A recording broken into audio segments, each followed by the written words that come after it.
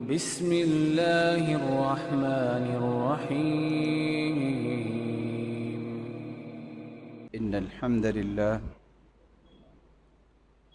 نحمده ونستعينه ونستغفره ونعوذ بالله من شرور أنفسنا وسيئات أعمالنا. من يهده الله فلا مضل له ومن يضلل فلا هادي له، وأشهد أن لا إله إلا الله وحده لا شريك له، وأن محمدًا عبده ورسوله. يا أيها الذين آمنوا اتقوا الله حق تقاته ولا تموتن إلا وأنتم مسلمون. يا أيها الناس اتقوا ربكم الذي خلقكم من نفس واحدة وخلق منها زوجها وبث منهما رجالا كثيرا ونساء،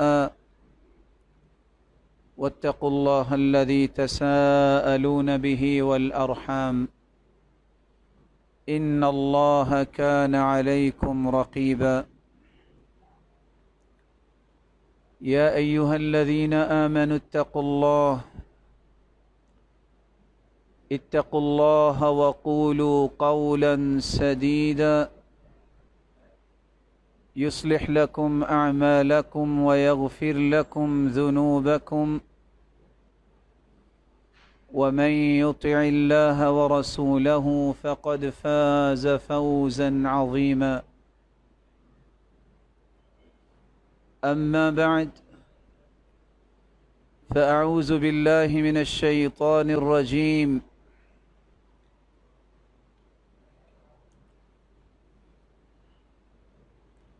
الذين إذا أصابتهم مصيبة قالوا إنا لله وإنا إليه راجعون.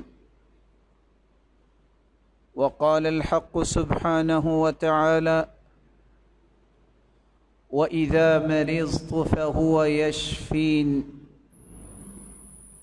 والذي يميتني ثم يحيين.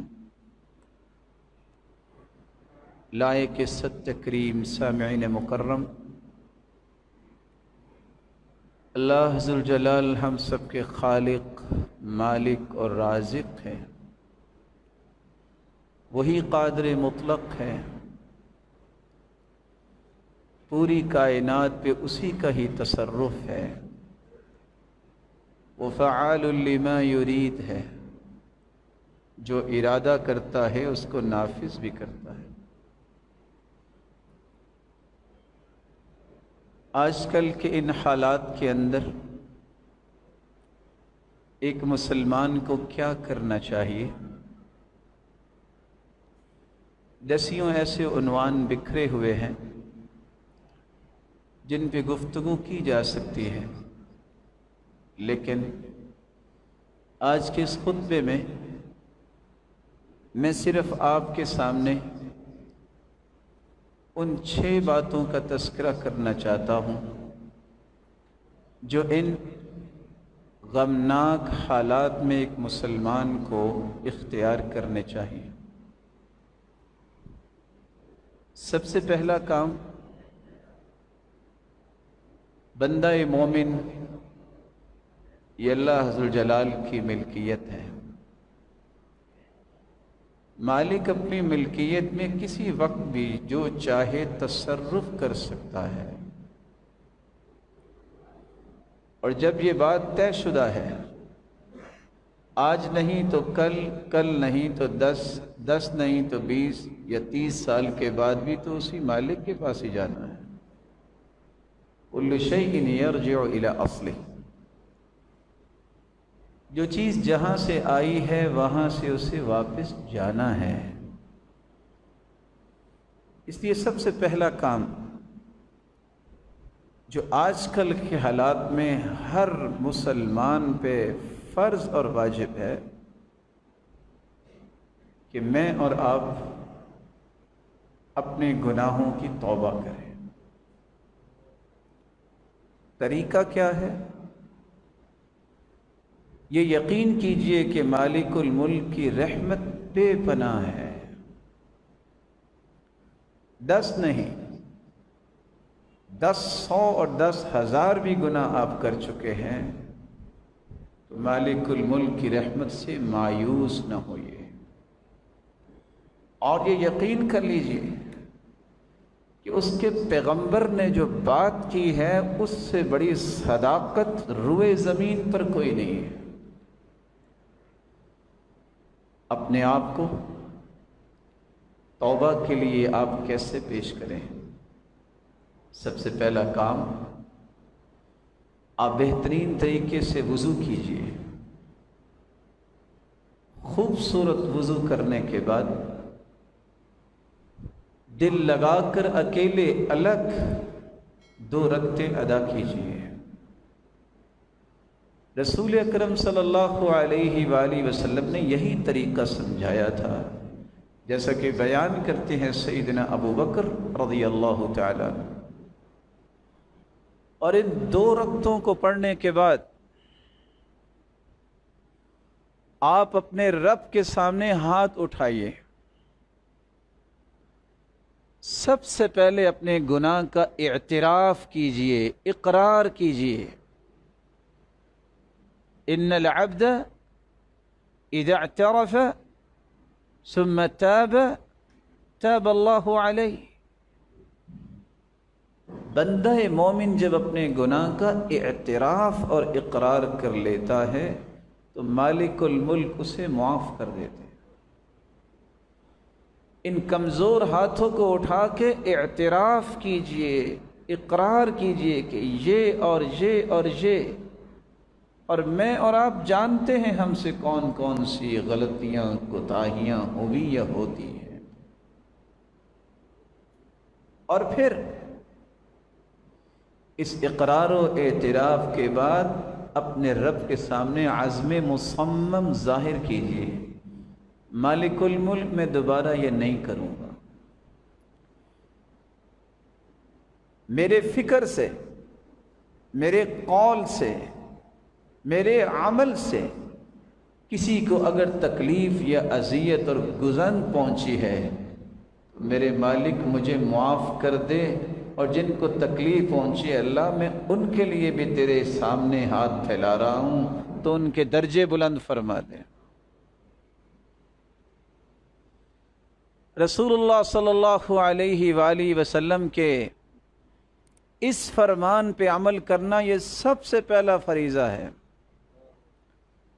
کچھ پتہ نہیں، یہ اللہ ہی جانتا ہے. مت سوچیے ان میئرز کو جو میئرز انسانوں نے بنا رکھے ہیں. میئرز وہ کنسیڈر ہوتے ہیں شریعت کے اندر جس کو اللہ نے پیش کیا ہے. کوئی بیمار ہیں تو 20-20 سال تک اللہ کے پاس نہیں جاتے، کوئی تندرست ہیں تو بیٹھے بیٹھے رب کے پاس چلے جاتے ہیں. اس لیے جب اللہ سے ملاقات ہو تو اس حالت میں ملاقات ہو کہ مالک الملک ہم سے راضی ہو چکا ہو. دوسرا کام جو آج کل کے دور میں ہے، آج کل کے ایام میں ہم سب کو کرنا چاہیے، یہ بات چونکہ قرآن میں آئی ہے اس کو یقین کے درجے پہ جا کے سمجھیے. مصیبتیں، بیماریاں، غم اور دکھ آتے کیوں ہیں؟ اس کی بنیادی طور پہ 3 وجہ ہیں. مت کہیے فلاں کی وجہ سے، فلاں کی وجہ سے، فلاں نے یوں کیا، فلاں نے یوں کیا. نہیں، قرآن مجید نے اس کے 3 سبب بیان کیے ہیں، اس کو سمجھیے. سب سے پہلا سبب، انسان کے اپنے ہاتھوں کی کمائی ہی انسان کے سامنے آتی ہے. اللہ عز و جلال قرآن مجید میں فرماتے ہیں وَمَا أَصَابَكُم مِّن مُّصِيبَةٍ فبما كسبت أيديكم ويعفو عن كثير.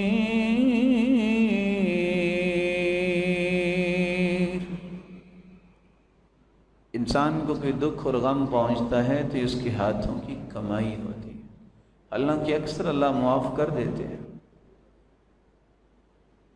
اور حدیث کے الفاظ ہیں لن يهلك الناس حتى يعذروا من انفسهم. لوگ اس وقت تک ہلاکت کا سامنا نہیں کرتے جب تک ان پر عذر پورا نہ ہو جائے یا وہ اپنے لیے خود عذر نہ تلاش کرنے لگ جائیں. اللہ ذو جلال جو ہم سے سرا وعلانیہ چاہتے نہ چاہتے کوئی بھی گناہ آج تک ہوا، مالک الملک اسے معاف کر دے، درگزر فرمائے. دوسرا سبب، اللہ ذو جلال کسی قوم کے اوپر یا انسانیت کے اوپر کوئی مصیبت مسلط فرماتے ہیں تو اس لیے فرماتے ہیں کہ یہ اللہ کا فیصلہ ہو چکا ہے اور اس کو نافذ کرنا ہے. قرآن مجید میں اللہ ذو جلال نے اس فیصلے کا تذکرہ کیا ہے. ما أصاب من مصيبة إلا بإذن الله ومن يؤمن بالله يهد قلبه والله بكل شيء عليم.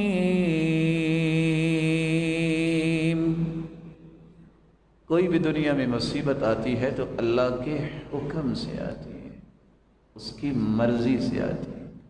اور آتی کیوں ہے؟ کیا اللہ ذو جلال اس حکم کے ساتھ چاہتے ہیں؟ وہ چاہتے یہ ہیں کہ چھوٹی چھوٹی بیماریاں، مصیبتیں اور دکھ اس کی وجہ سے اپنے پیاروں کی زندگی کے سارے گناہوں کو صاف کر دیں. ما يصيب المسلم من نصب ولا وصب ولا هم ولا حزن ولا غم حتى الشوكة يشاكها إلا كفر الله بها من خطاياه. تھکاوٹ ہو، غم ہو، فکر ہو، آزمائش ہو، کوئی بھی بیماری ہو، صحیح بخاری اور صحیح مسلم کی روایت بتا رہی ہے اس وجہ سے اللہ ذو جلال اس کے گناہوں کو معاف کر دیتے ہیں. بلکہ حدیث کے الفاظ ہیں اگر وہ صحت مند ہو جائے، جب پہلا قدم زمین پہ رکھتا ہے ما علیہ خطیئہ، اس پہ کوئی گناہ باقی نہیں رہتا. اور دوسری روایت کے الفاظ ہیں کہ یوم ولدت امہ، اللہ ذو جلال اسے گناہوں سے اس طرح پاک صاف کر دیتے ہیں جیسے آج ہی اس کی والدہ نے اس کو جنا ہے اور نو مولود بچے پہ کوئی گناہ نہیں ہو. تیسرا سبب جو اللہ ذو جلال نے قرآن مجید میں بیان کیا ہے، ما أصاب من مصيبة في الأرض ولا في أنفسكم إلا في كتاب من قبل أن نبرأها إن ذلك على الله يسير. 50,000 سال کائنات کی تخلیق سے پہلے اللہ نے لکھ دیا ہے یہ فلاں فلاں پہ مصیبت اور دکھ میں ڈالوں گا. کیوں؟ اس لیے حدیث نے اس کی وضاحت کر دی. وجہ کیا ہے؟ ان الرجل ليكون له عند الله المنزلة فما يبلغها العمل فما يزال الله يبتليه بما يكره حتى يبلغه إياها. اللہ نے اپنے بندے کا درجہ جنت میں بہت بلند لکھ دیا ہے، لیکن اس کے اعمال اس درجے تک پہنچنے کے لیے کافی نہیں ہو رہے۔ واللہ یہ چھوٹی چھوٹی مصیبتیں اور بیماریاں اور دکھ دے کے اللہ اپنے اس پیارے بندے کو جنت کے اس اعلیٰ درجے تک پہنچانا چاہتا۔ اللہ مالک الملک ہم سب کو معاف فرمائے، ہماری غلطیوں کوتاہیوں کو معاف فرمائے، اور ہم کمزور لوگ ہیں، وہ بغیر کسی آزمائش میں ڈالے بھی تو معاف کر سکتا ہے، اس نے کسی سے مشورہ تو نہیں کرنا، وہ تو مختار کل ہے، اسی کے فیصلے نافذ ہوتے ہیں۔ اور اگر اس نے لکھ دیا ہے تو یمحو اللہ ما یشاء ویثبت، وہ اس بات پر بھی قادر ہے کہ اپنی ہی لکھی ہوئی تقدیر کو مٹا دے اور اپنی تقدیر کو لکھی ہوئی کو ثابت رکھے، فیصلہ پھر بھی اسی کا ہی نافذ ہوگا۔ تیسرا کام جو آج کل کے حالات میں ہمیں کرنا ہوگا، اس لیے مت کہیے فلاں نے احتیاط کی تو بچ گیا، فلاں نے بے احتیاطی کی تو وہ دنیا سے چلا گیا۔ احتیاط سنت ہے، یہ اختیار کرنی چاہیے، اس میں ضد نہیں کرنی چاہیے۔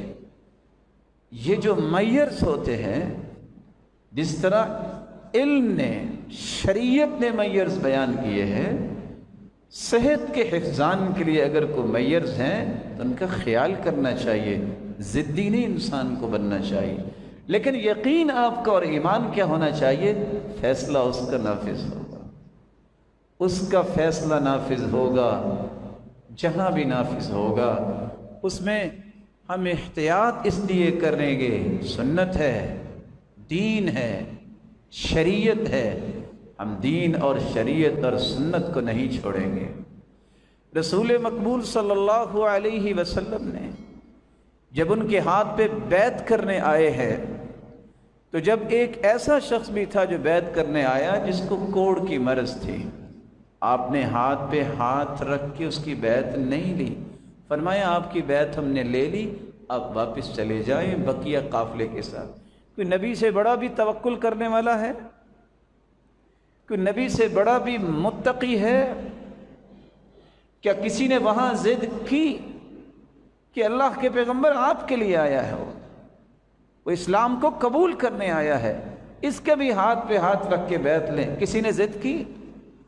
مومن جو ہوتا ہے وہ ضدی نہیں ہوتا، لیکن مومن جو ہے وہ رب پہ اپنا یقین بھی نہیں توڑتا، اس کا ایمان اللہ پہ مضبوط ہوتا ہے، اس میں خلل نہیں آنے دیتا۔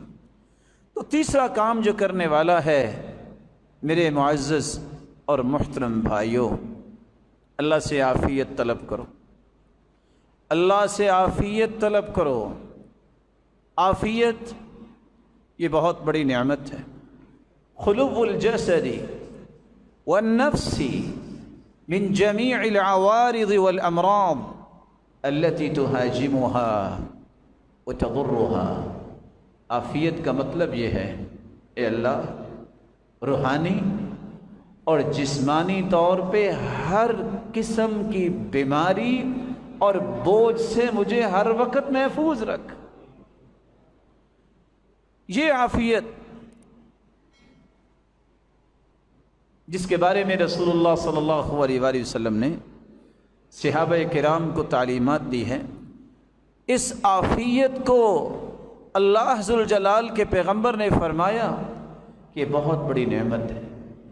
یہی وجہ ہے کہ سیدنا ابو بکر صدیق رضی اللہ تعالی عنہ جب وہ ممبر پہ چڑھتے تو رونے لگ جاتے اور صرف ایک بات کہتے، صلی اللہ العفو والعافیہ، لوگوں اللہ سے معافی بھی مانگا کرو اور عافیت بھی مانگا کرو، اللہ تمہیں ہر وقت گناہوں سے بھی پاک رکھے اور ہر قسم کی مصیبت اور بیماری سے بھی پاک رکھے۔ دوسرے سال اپنی خلافت کے جب دوبارہ وہ ممبر پہ چڑھتے تو پھر رونے لگ گئے اور ایک ہی بات کہی، صلی اللہ العفو والعافیہ، لوگوں اللہ سے دو باتیں ہر وقت مانگتے رہا کرو. مالک الملک، مجھے ہر قسم کے گناہوں سے ہر وقت پاک صاف رکھ. میرے اوپر کسی گناہ کا بھی بوجھ نہ ہو، کسی بیماری اور مصیبت کا بھی بوجھ نہ ہو. اللہ ذوالجلال کے پیارے پیغمبر نے اس لیے فرمایا ما من دعوت يدعو بها العبد افضل من اللهم انی اسألک المعافاة فی الدنیا والآخرہ. لوگ دعائیں کرتے ہیں، بڑی بڑی قیمتی دعائیں ہیں، بڑی بڑی عظمت والی دعائیں کرتے ہیں، لیکن پیغمبر کائنات فرماتے ہیں کائنات کے اندر اس سے افضل دعا کائنات کے کسی فرد نے کی ہی نہیں ہوگی. کون سی دعا؟ جس سے کوئی دعا افضل نہیں ہے. جب کوئی یہ کہہ دے اللہم انی اسألک المعافاة فی الدنیا والآخرہ، اللہ دنیا میں بھی عافیت دے دے اور آخرت میں بھی عافیت دے. دنیا میں بھی ہر قسم کے گناہ اور بیماری دکھ مصیبت سے ہر وقت محفوظ رکھ، اور جو ہی آنکھ بند ہو قبر بھی جنت کا باغیچہ بن جائے اور جنت کا مجھے وارث میرا مالک بنا دے. اللہ ذوالجلال عافیت طلب کرنے کی توفیق عطا فرمائے. آپ صلی اللہ علیہ وآلہ وسلم کے پاس ایک شخص آیا اور اس نے کہا کہ ایسی دعا بتائیے جس سے افضل کوئی دعا نہ ہو. آپ نے صرف ایک کلمہ بولا، فرمایا تسأل ربک العفو والعافیہ فی الدنیا والآخرہ. سوال کرنے والے اپنے رب سے صرف دنیا اور آخرت میں معافی اور عافیت کا سوال کیا کرو، اس سے بڑی دعا دنیا میں ہے ہی کوئی. دوسرے دن پھر آیا، آپ نے پھر بھی یہی فرمایا. تیسرے دن پھر آیا، آپ نے پھر یہی فرمایا. اسی اللہ کے رسول صلی اللہ علیہ وآلہ وسلم سے عافیت جو ثابت ہے دعاؤں میں، ان کو یاد بھی کرنا چاہیے اور اللہ سے عافیت مانگنی چاہیے. یہاں رک کے میں ایک بات کہہ دوں، کچھ لوگ جذباتی ہو جاتے ہیں، کہتے ہیں یا اللہ جو آخرت میں تو نے مجھے عذاب دینا ہے وہ دنیا میں ہی دے دے، آخرت میں بچا لینا. یہ غلط دعا ہے. آپ صلی اللہ علیہ وسلم تشریف لائے، صحیح مسلم کی روایت ہے، اور ایک شخص بیماری کی وجہ سے چوزے کی طرح ہو چکا تھا. آپ نے پوچھا، آپ نے اپنے بارے میں کوئی بد دعا تو نہیں کی؟ کہا اللہ کے رسول بس میں نے یہی کہا تھا اللہم ما کنت معاقبی به فی الآخرہ فعجلہ لی فی الدنیا. اللہ جو آخرت میں سزا دینی ہے دنیا میں ہی دے دے، میری آخرت بچا لینا. اللہ کے رسول نے فرمایا تم یہ بھی تو کہہ سکتے تھے یا اللہ دنیا میں بھی بچا دے، آخرت میں بھی بچا دے. تم یہ بھی تو کہہ سکتے تھے. اس لیے جذباتی مت ہوئیے، مت اس طرح کے الفاظ بولی یا اللہ دنیا میں سزا دے دے، آخرت میں بچا لے. وہ مالک دنیا میں بھی تمہیں بچانے پہ قادر ہے اور آخرت میں بھی بچانے پہ قادر ہے. تم نے اس کی رحمت کا پھر اندازہ کیا لگایا ہے؟ یہ کہو یا اللہ میں بہت کمزور ہوں تو دنیا میں بھی مجھے بچا لے اور آخرت میں بھی بچا لے. رسول اللہ صلی اللہ علیہ وسلم کا سکھایا ہوا یہ عمل ہر مسلمان کو اختیار کرنا چاہیے اور یہ دعا یاد کرنی چاہیے. بار بار پڑھیے اللہم عافنی فی جسدی وعافنی فی بصری. یا اللہ میرے جسم کو بھی عافیت سے نواز اور میری نظر کو بھی عافیت سے نواز. واجعلہ الوارث منی. اللہ مجھ سے ایسے کام کروا جو میرے لیے ورثہ بن جائیں. لا الہ الا اللہ الحلیم الکریم سبحان اللہ رب العرش العظیم الحمد للہ رب العالمین. اللہ کے سوا کوئی عبادت کے لائق نہیں، وہی کریم ہے، وہی عرشوں کا مالک ہے اور وہی پوری کائنات کا رب ہے. اس لیے ابو العالیہ بیان کرتے ہیں عمر بن خطاب رضی اللہ تعالیٰ عنہ سب سے زیادہ یہ دعا کرتے دیکھے گئے، اللہم عافنا واعف عنا، یا اللہ ہمیں عافیت سے بھی نواز دے اور ہمیں معاف بھی کر دے۔ کثرت سے یہ دعائیں کیجیے، اللہ ذوالجلال ہم سب کو عافیت سے نواز دے۔ رسول اللہ صلی اللہ علیہ وسلم نے کچھ اوقات بتائے ہیں جس میں عافیت کی دعا ضرور کرنی چاہیے۔ اللہ سب کو سکون کی نیند نصیب فرمائے۔ سو کے جب انسان اٹھتا ہے تو دعائیں تو اللہ کے رسول نے سکھائی ہیں، ان دعاؤں میں سے ایک دعا یہ ہے کہ جب بھی تم میں سے کوئی بیدار ہو تو یہ کہے الحمدللہ الذی رد علی روحی وعافانی فی جسدی وَأَذِنَ لِي بِذِكْرِي، اللہ ساری تعریفیں تیرے لیے ہیں کہ تو نے میری روح کو میرے جسم میں واپس لوٹا دیا، کیونکہ جب انسان سو جاتا ہے تو اللہ روح کو کھینچ لیتے ہیں۔ اللہ یتوفی الانفس حین موتها، اٹھا لیتے ہیں نہ۔ الحمدللہ الذی رد علی روحی وعافانی فی جسدی، اللہ میں تیری ہی تعریفیں کرتا ہوں، میں جس حالت میں سویا تھا تو نے میرے جسم میں عافیت رکھی، اس میں کوئی نقص نہیں ہوا، تو نے عافیت سے مجھے دوبارہ اٹھا دیا۔ وَأَذِنَ لِي بِذِكْرِي، اللہ ساری تعریفیں تیرے لیے ہیں، تو نے مجھے دوبارہ ذکر کرنے کا موقع دے دیا۔ دوسری جگہ جہاں آپ کو یہ کثرت سے دعا کرنی ہوگی، اللہ مجھے اور آپ کو توفیق عطا فرما دے۔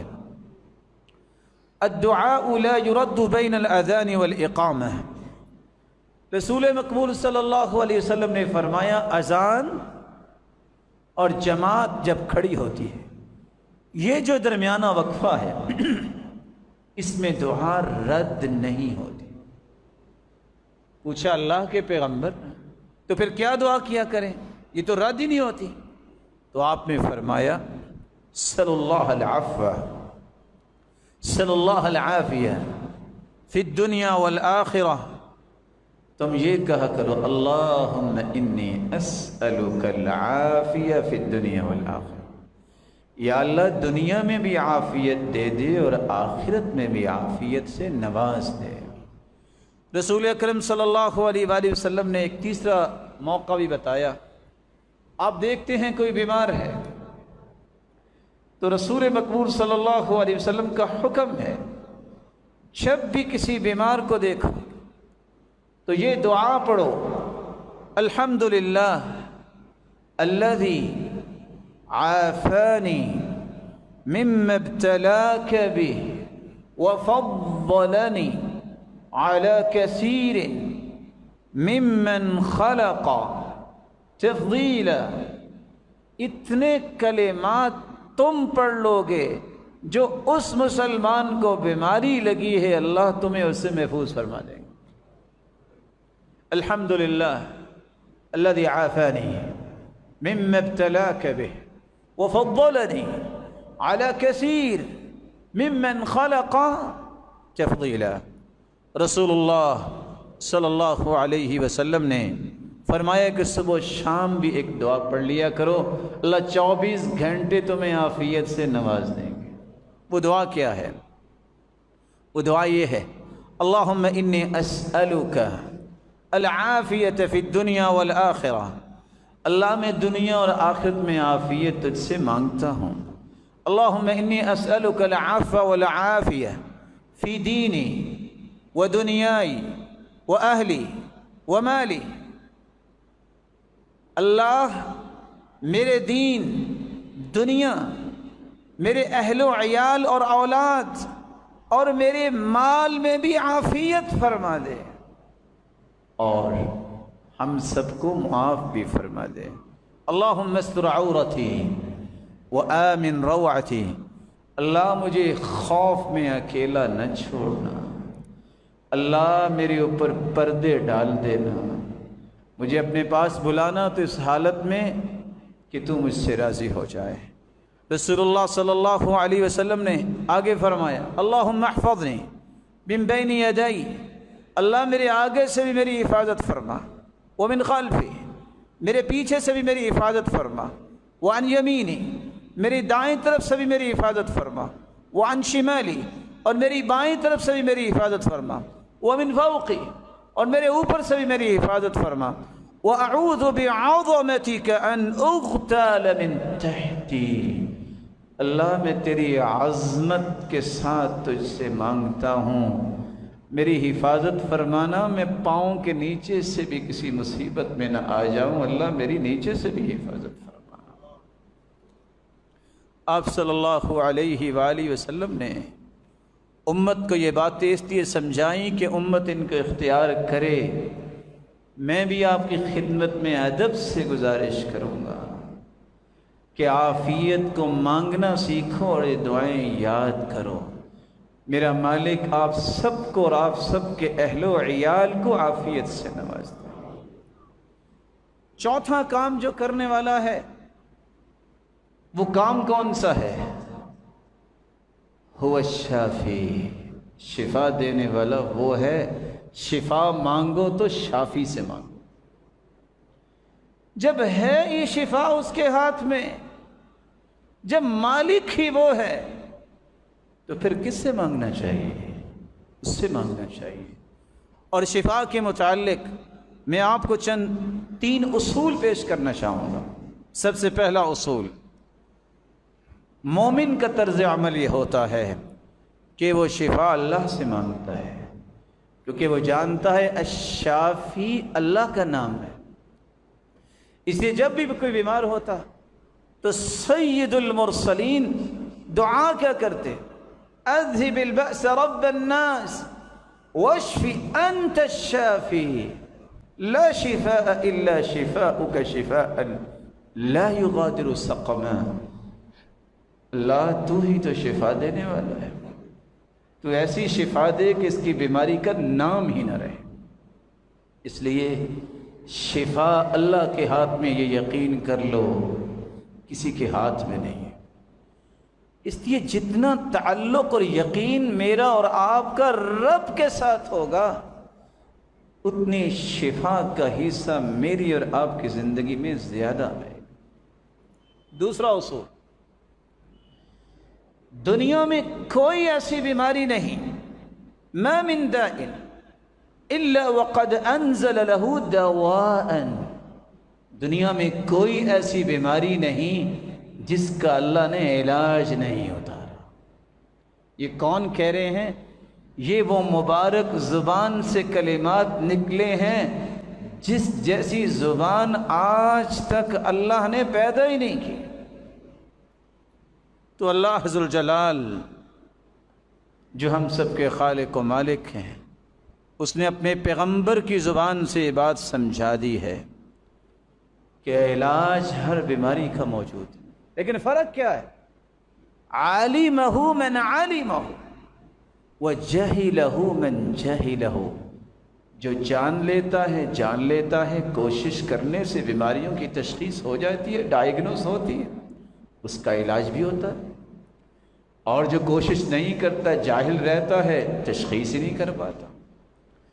لیکن تیسرا اصول بھی یاد رکھیے، بیماری کی تشخیص ہو جائے، ہر اللہ نے علاج کیا ہے، لیکن حرام چیز سے علاج نہ کرنا۔ ان اللہ لم یجعل شفاء امتی فیما حرم علیہم، رب تعالیٰ نے جس چیز کو حرام کہہ دیا ہے نا، اس میں اللہ نے اصل میں شفا رکھی ہی نہیں ہے، اس میں اللہ نے شفا رکھی ہی نہیں ہے۔ اس لیے حرام چیز سے علاج مت کیجیے۔ دوائی لینا سنت ہے، علاج کروانا سنت ہے، شریعت ہے، دین ہے۔ مت کہیے کہ میں دوائی نہیں کھاؤں گا، سنت ہے۔ اللہ کے رسول نے بھی اپنا علاج کیا، صحابہ نے بھی اپنا علاج کروایا۔ سرتاج رسول سے بڑھ کے کوئی متقی نہیں تھا، صحابہ سے بڑھ کے تو کوئی تقوی والا اور توکل کرنے والا نہیں تھا۔ اس لیے اپنے آپ کو اس معاملے میں بالکل دین کے اوپر غالب ہونے والا مت سمجھیے کہ میرے جیسا کوئی متقی نہیں ہے۔ اگر ایک کھر بھی متقی مل جائیں تو کسی ایک تبع تابی جیسا نہیں ہو سکتا، اتنے تبع تابی ہو جائیں تو ایک تابی نہیں بن سکتا، اتنے تابی ہو جائیں تو ایک صحابی نہیں بن سکتا۔ میرے بھائی، انہوں نے بھی علاج کروایا۔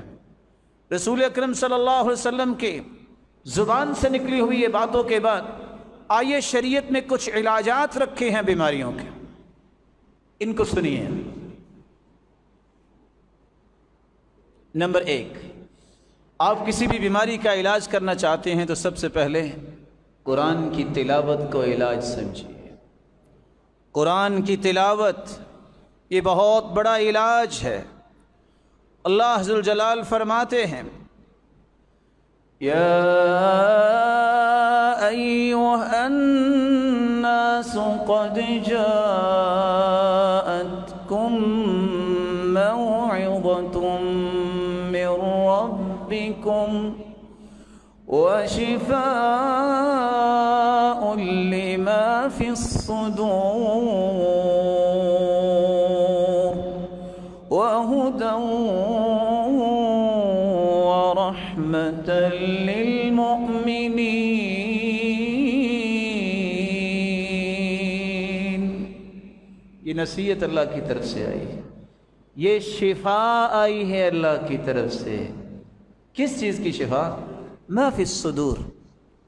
سمجھنے کی کوشش کیجئے، ہارٹ کے مسائل، ضیق النفس، سانس تنگ ہو رہا ہے، چیسٹ پین ہو رہی ہے، قرآن کیا کہہ رہا ہے؟ لما فی الصدور، سینے میں جو کچھ ہے اس کا علاج قرآن ہے، اس کا علاج قرآن ہے۔ وہدی ورحمہ، قرآن پڑھو گے علاج بھی ہوگا اور ہمیشہ ہدایت پہ رہو گے۔ شیطان میں مرتے وقت بھی اکسا نہیں سکے گا، ہدایت پہ رہو گے۔ ورحمہ، زندہ بھی رہے تو رحمت میں رہو گے۔ اگر رب نے اپنے پاس اپنے پیاروں کو بلا لیا تو رحمت کے سائے میں بلائیں گے۔ ورحمہ، اس رحمت کو مت چھوڑیے۔ رسول اللہ صلی اللہ علیہ وآلہ وسلم کے اس فرمان کی روشنی میں یہ بات یاد رکھیے۔ امام ابن القیم رحمۃ اللہ علیہ کہا کرتے تھے، میں جب سفر پہ نکلا کوئی طبیب نہیں تھا، کوئی دوائی نہیں تھی،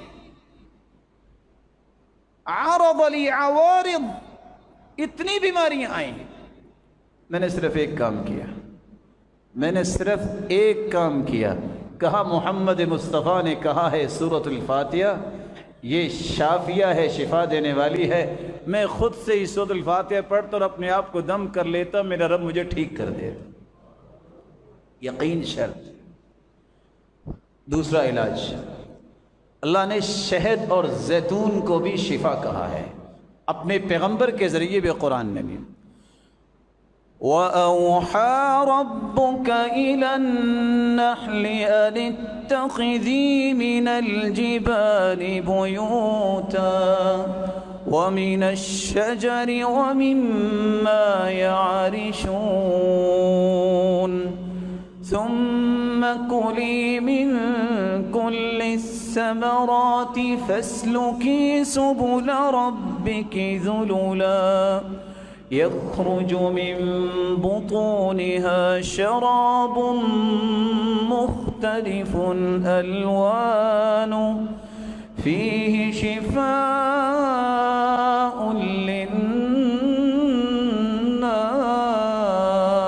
للناس۔ شہد کی مکھی جو بناتی ہے شہد، اللہ نے للناس پوری کائنات کے لیے اس میں شفا رکھی ہے۔ صبح شام گرم پانی میں شہد ڈالیے اور معمول بنائیے، زیتون کے چند قطرات اپنے نوز میں داخل کیجئے صبح اور شام، رب تعالیٰ تمہیں بیماریوں سے محفوظ رکھیں گے۔ رسول اللہ صلی اللہ علیہ وسلم کے پاس ایک شخص آیا، کہا میرے بھائی کا پیٹ ٹھیک نہیں ہے، نے فرمایا شہد کھلاؤ، کہا کھلایا ہے ٹھیک نہیں ہوا، کہا پھر کھلاؤ، کہا کھلایا ٹھیک نہیں ہوا، کہا نہیں، صدق اللہ وکذب بطن اخیک، تیرے بھائی کا پیٹ جھوٹ بولتا ہے تیرے رب نے صحیح کہا ہے، یقین کر کے کھلاؤ، جب جا کے کھلایا ٹھیک ہو گیا، یقین شرط ہے۔ رسول اکرم صلی اللہ علیہ وسلم نے زیتون اور شہد کے بعد چوتھا علاج عجوہ کھجور اور برنی کھجور کھائیے۔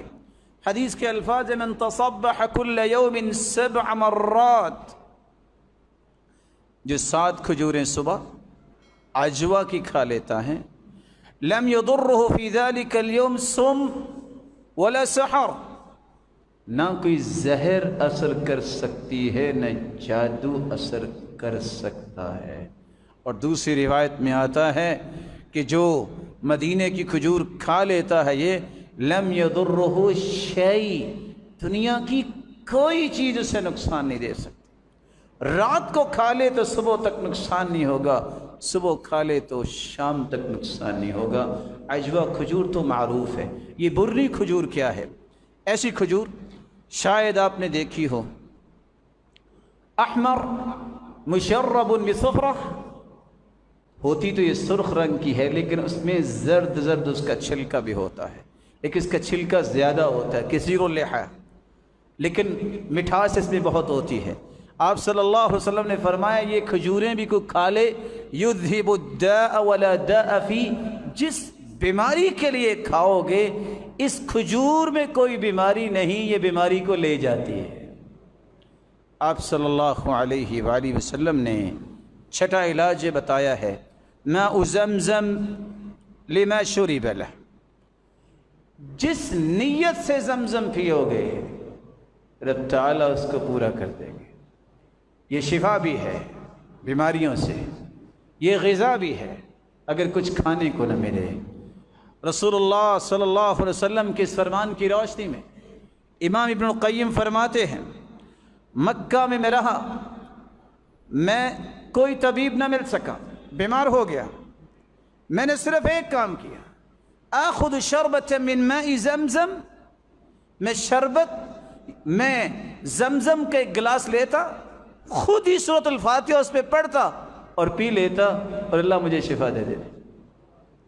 ماء زمزم لما شرب لہ، زمزم یہ ہر چیز کے علاج کے لیے اور ہر نیت کو پورا کرنے کا اللہ نے یہ ایک بہت بڑا تحفہ دیا ہے۔ شری دم کریں، 8واں علاج، اور یہ دم سیکھیے۔ اعیذک، صبح شام اپنے بچوں کو دم کیجیے، اعیذک بکلمات اللہ التامہ من کل شیطان وہام ومن کل عین لام، اپنے آپ کے لیے پڑھیے، بسم اللہ الذی لا یضر مع اسمہ شیء فی الارض ولا فی السماء وهو السمیع العلیم، صبح شام 3 مرتبہ پڑھیے۔ اعوذ بکلمات اللہ التامات من شر ما خلق، صبح شام 3 مرتبہ پڑھیے۔ اللہ اللہ ربی لا شریک لہ، جس بھی غم اور بیماری میں انسان پڑتا ہے اللہ اسے دور فرما دیتا۔ یا حی یا قیوم برحمتک استغیث، یہ دعا پڑھیے، دم کیجئے، بسم اللہ ارقیک من کل شیء یؤذیک من شر کل نفس او عین حاسد، بسم اللہ ارقیک واللہ یشفیک، یہ دعا پڑھیے، لا الہ الا انت سبحانک انی کنت من الظالمین، یہ دعا یاد کیجئے، اللہم انی اعوذ بک من منکرات الاخلاق والاعمال والاہواء والادواء، یا اللہ برے اعمال، برے اخلاق، بری بیماریوں اور بری خواہشوں سے میری حفاظت فرما دے، یہ دعائیں یاد کیجئے۔ اور ساتھ رسول اللہ صلی اللہ علیہ وسلم نے 9واں علاج بتایا، کلونجی کا استعمال کیجئے، صحیح مسلم کی روایت ہے، ما من داء الا فی الحبۃ السوداء منہ شفاء الا السام، سوائے موت کے اللہ نے اس میں ہر بیماری کا علاج رکھا۔ اور صحیح مسلم کی روایت، اس کلونجی کا استعمال آپ کھانے میں بھی کیجئے، اس کا قہوہ بھی بنا کے پیجئے۔ اور آپ صلی اللہ علیہ وآلہ وسلم نے تو یہ بھی فرمایا تھا، علیکم بالسنا والسنوت فإن فيهما شفاء من كل داء إلا السام، سنا مکی اور شہد ملا کر اس میں سوائے موت کے ہر بیماری کا علاج۔ پانی لیجئے، مہندی کے پتوں کی طرح سنا مکی ہوتی ہے، اس کو ڈالیے، 10 منٹ اس کو ابالیے، اس میں مناسب شہد ڈالیے، سنا ٹی بنائیے اور صبح و شام پیجیے۔ رسول اللہ صلی اللہ علیہ وسلم کا فرمان ہے موت کے سوا اس میں ہر چیز کا علاج۔ رسول اللہ صلی اللہ علیہ وسلم نے جو بتا دیا اس سے بڑی حقیقت کوئی نہیں ہے۔ اور یہاں میں رک کے یہ بات بھی کہنا چاہوں گا، ضد نہ کیجیے، ڈاکٹرز جس بات کی ہدایت کرتی ہے اس کو مان لیجیے، مت مذاق سمجھیے، مت ضد کیجیے۔ نہیں، جو میئرز کسی چیز کے ہوتے ہیں ان کا خیال کیا جاتا ہے، اور دعا کیجیے اللہ ان کی بھی حفاظت فرمائے، وہ جس جگہ پہ کھڑے ہیں اور کوشش کر رہے ہیں، مالک الملک ان کی بھی حفاظت فرمائے اور آپ سب کی بھی حفاظت فرمائے۔ وآخر دعوانا الحمدللہ۔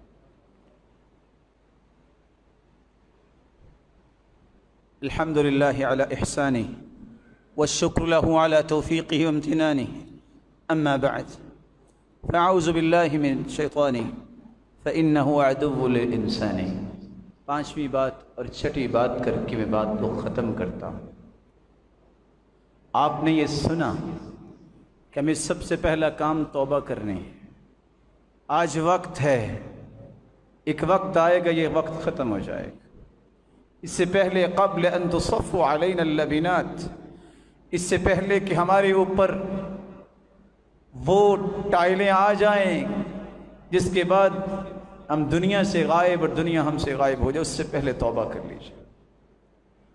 دوسری بات، ہمیں یہ جاننا چاہیے کہ مصیبتیں کیوں آتی ہیں، اللہ کے حکم کے بغیر کچھ نہیں ہوگا، یقین کر لیجیے۔ تیسری بات، رب تعالیٰ سے عافیت مانگیے، اس سے بڑی نعمت کوئی نہیں ہے۔ چوتھی بات، شفا شافی سے مانگیے اور اس کے پیغمبر کے بتائے ہوئے طریقوں کو اختیار کیجیے، اور ان طریقوں میں ایک طریقہ یہ بھی ہے احتیاط کیجیے، یہ سنت ہے، ضد نہ کیجیے۔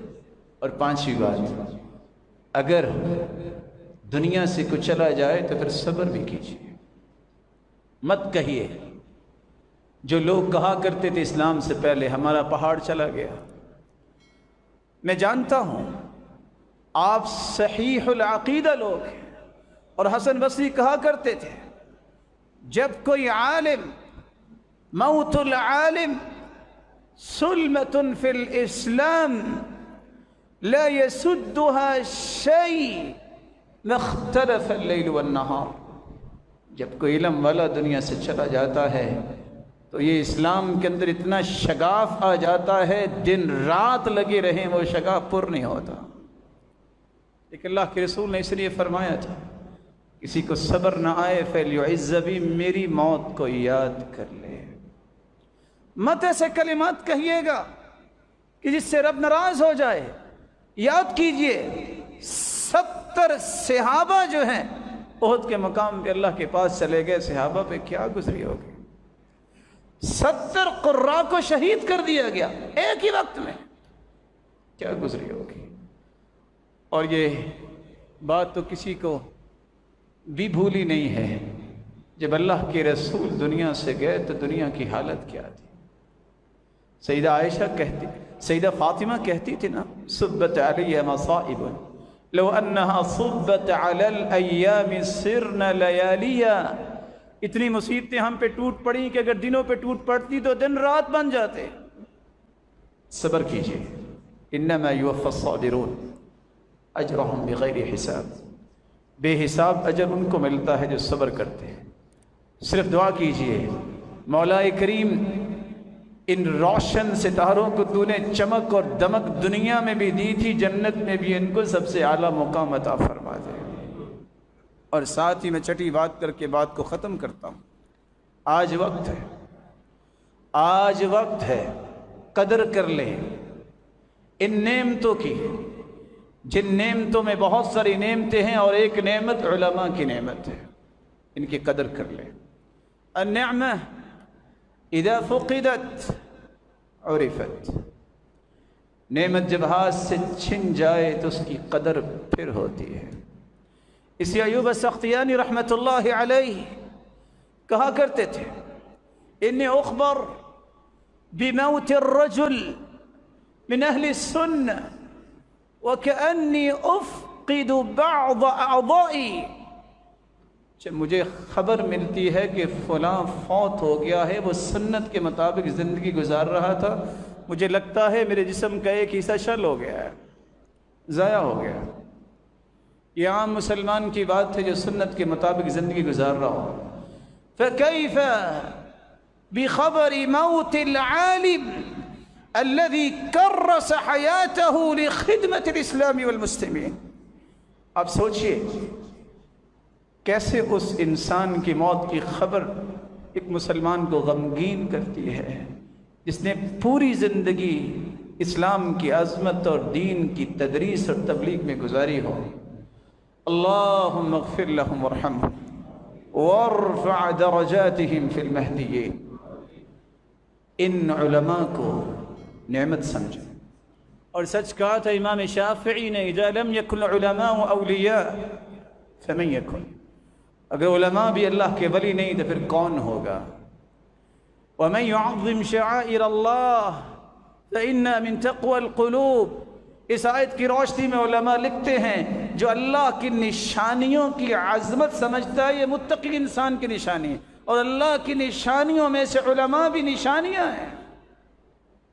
ان نعمتوں کی قدر کیجیے، اللہ تمہاری قدر بھی بڑھا دے گا۔ الہ العالمین، جو علماء دنیا سے جا چکے ہیں، مولا کریم ان کو اپنی شان اور عظمت کے مطابق انبیاء کی صف میں کھڑا فرمانا، اللہ ان کے درجات کو بلند فرمانا۔ الہ العالمین جو زندہ ہیں ان کو صحت اور عافیت سے نواز دے۔ اے اللہ یہ روشن چہرے تیرے گھر میں آئے بیٹھے ہیں، مولا کریم ان کو اور ان کے اہل و عیال کو عافیت سے نواز دے۔ اے اللہ جس طرح یہ دنیا میں جمع ہیں سب کو جنت الفردوس میں جمع فرما، اور اپنے محبوب کا ساتھ نصیب فرما، اور اپنا دیدار نصیب فرما۔ وآخر دعوانا الحمدللہ۔